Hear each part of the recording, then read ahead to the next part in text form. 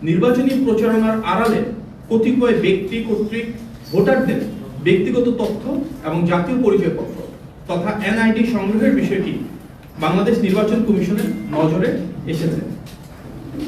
কিন্তু জাতীয় পরিচয়পত্র নিবন্ধন আইন 2010 অনুযায়ী অন্যের এনআইডি বহন কিংবা হস্তান্তর করা যাবে না।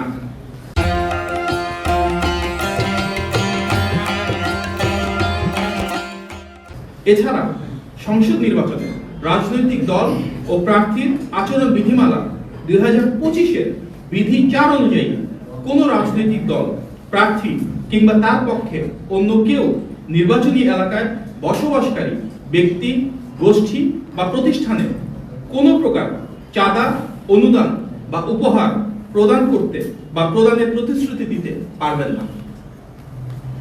এসব কার্যক্রম অনুযায়ী বিধি অনুযায়ী শাস্তিযোগ্য অপরাধ।